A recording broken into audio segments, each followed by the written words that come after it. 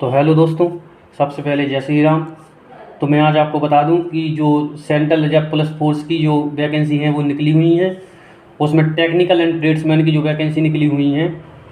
तो आज मैं उसी के बारे में आपको इसमें जानकारी दूंगा कि क्या फॉर्म फीस रहेगी, क्या ये लिमिट रहेगी, कौन कौन से आपको फैक्ट फॉलो करने पड़ेंगे और कौन कौन सी पोस्ट हैं, उनका कैटेगरी वाइज फिजिकल रिक्वायरमेंट सब मैं आज आपको बताने वाला हूँ, पूरी डिटेल्स।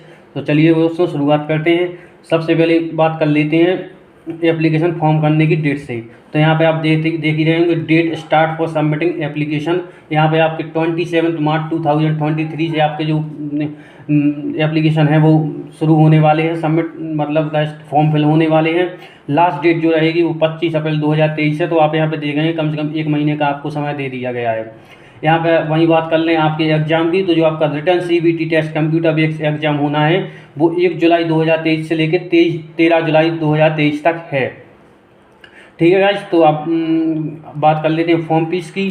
तो जो जनरल OBC और EWS के लिए जो फॉर्म फीस है यहाँ पर वो 100 रुपये दी गई है, और SC ST और फीमेल के लिए यहाँ पर कोई भी फॉर्म फीस चार्ज नहीं की गई है। तो ठीक है गाइस। यहाँ पे अब एज लिमिट की बात करें तो कांस्टेबल जो ड्राइवर की है तो वहाँ पे 21 से 27 साल की अगर आपकी एज है तो आप यहाँ पे कांस्टेबल ड्राइवर के लिए अप्लाई कर सकते हैं।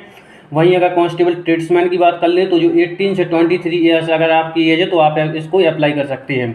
एज रिलैक्सेशन की बात करें तो 3 साल की OBC के लिए दी गई है और 5 साल की SC ST वालों के लिए दी गई है, और वहीं पे जो एक्स सर्विसमैन होते हैं उनके लिए भी 3 साल का एज रिलैक्सेशन यहाँ पर दिया गया है।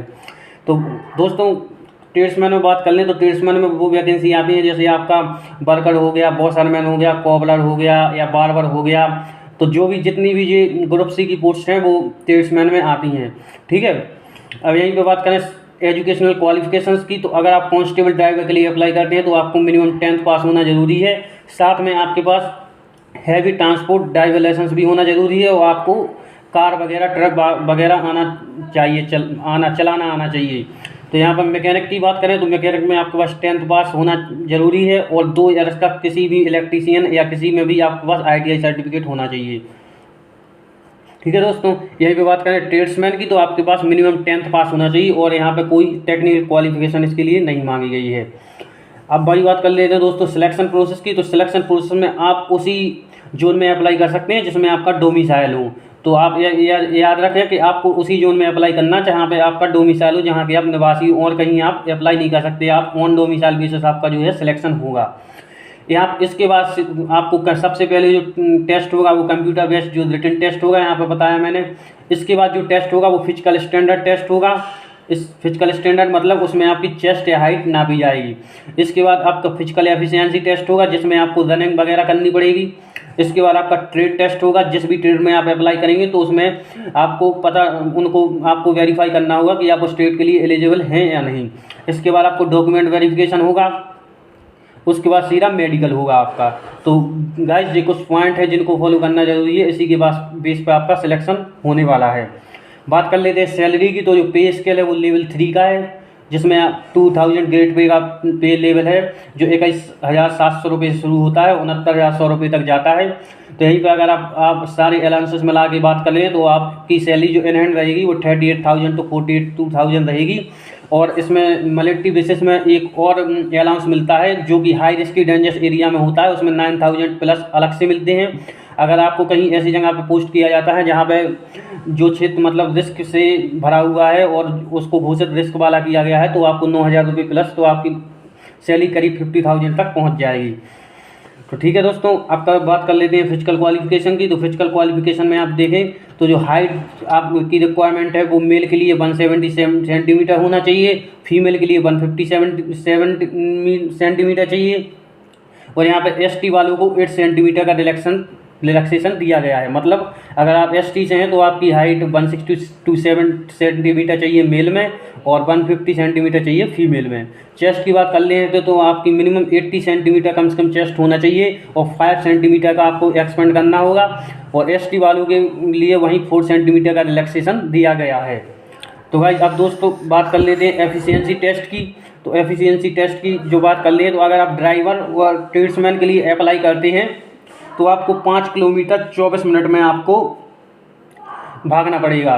और वहीं मेल के लिए, और अगर फीमेल की बात कर लिए तो आपको 1.6 किलोमीटर 8.5 मिनट में भागना पड़ेगा, ये ड्राइवर और ट्रेड्समैन के लिए। वहीं अगर जी ग्रुप सी की पोस्ट में जी कुक हो गया, वॉशरमैन हो गया, सफाई कर्मचारी या हेयर बार्बर, तो आपको 1.6 किलोमीटर भागना पड़ेगा इन 10 मिनट्स। और अगर फीमेल की बात कर लें तो 1.6 किलोमीटर इन 12 मिनट्स। और यहीं पर बात करते हैं टेक्नीशियन की, तो आप अगर इलेक्ट्रीशियन के लिए अप्लाई करते हैं, प्लम्बर के लिए अप्लाई करते हैं, मेसन के लिए अप्लाई करते हैं, तो आपको 1.6 किलोमीटर 9 मिनट में आपको भागना पड़ेगा। और अगर आप वही बात कर लेते हैं मेंशन की, अगर दूसरी इसमें एक और रनिंग दी गई है जो आपको 800 मीटर 5 मिनट में करना होगा। फीमेल के लिए यहाँ पर कोई भी वैकेंसी नहीं है, इसलिए यहाँ पर रिक्त स्थान दिया गया है। अब वहीं बात कर लेते हैं कैटेगरी वाइज पोस्ट डिटेल्स की, तो जो ड्राइवर की जो पोस्ट निकली है वो टोटल पोस्ट 2372 है। उत्तर प्रदेश में सबसे ज़्यादा पोस्ट निकली हुई है गाइस दोस्तों। सारी जितनी भी पोस्ट हैं उसमें से कम 20% ऑफ पोस्ट उत्तर प्रदेश में निकली हुई है। तो मैकेनिक में वहीं 544 टोटल नंबर पोस्ट है। असम में सबसे ज़्यादा पोस्ट निकली हुई है 70। कोबलर में यहाँ पर 151 पोस्ट निकली हुई उत्तर प्रदेश में, इसमें सबसे ज़्यादा 20। कारपेंटर 139 उत्तर प्रदेश में सबसे ज़्यादा 22। यहीं पर टेलर 242 उत्तर प्रदेश में 33। ब्रास बैंड 172 उत्तर प्रदेश में 26। पाइप बैंड की 51 उत्तर प्रदेश 9। बगलर 1340 उत्तर प्रदेश में 217। गार्डनर की बात करें तो 92 उत्तर प्रदेश में 14। पेंटर में 56 यहाँ पर उत्तर प्रदेश में 98। कुक में 2429 398 यहाँ पर गाइस कुक की जो होती है बहुत ज़रूरी होती है, क्योंकि ज़्यादातर मेल लोग कुक में अप्लाई नहीं करते हैं, इसलिए यहाँ पर सबसे ज़्यादा कुक की वैकेंसी निकलती है।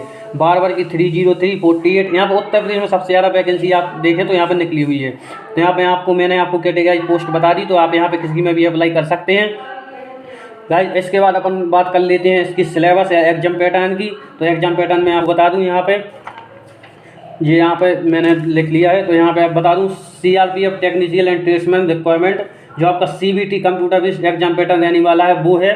उसमें आपके टोटल 4 सब्जेक्ट आने वाले हैं। जो पार्ट ए में रहेगा वो जनरल इंटेलिजेंस एवं रीजनिंग रहेगा, जिससे टोटल नंबर क्वेश्चन 25 पूछे जाने वाले हैं, जो कि 25 मार्क्स के रहेंगे, मतलब आपका एक क्वेश्चन 1 नंबर का रहेगा।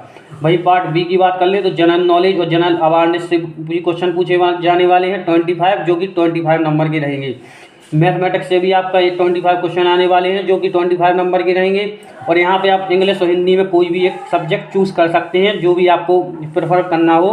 तो अगर आप इंग्लिश से करेंगे तो यहाँ पे 25 नंबर, अब हिंदी से भी करेंगे तो 25। यहाँ पे आपकी 0.25 नेगेटिव मार्किंग रहने वाली है फॉर ईच रॉन्ग क्वेश्चन, मतलब अगर आपका 4 क्वेश्चन गलत हो गए तो आपका एक सही क्वेश्चन गलत हो जाएगा। यहाँ पे क्वालिफाइंग मार्क्स की बात कर ले तो यहीं पे सबसे 35% मिनिमम मार्क्स आपको क्वालिफाई करने के लिए ज़रूरत पड़ेगी, और 33% अगर आप एक्स सर्विसमैन हैं तो आपको ज़रूरत पड़ेगी। तो गाइस मैंने आपको यहाँ पे पूरी डिटेल्स बता दी हैं। अगर ऐसी वीडियो आने और चाहिए तो आप चैनल को सब्सक्राइब करें, लाइक करें।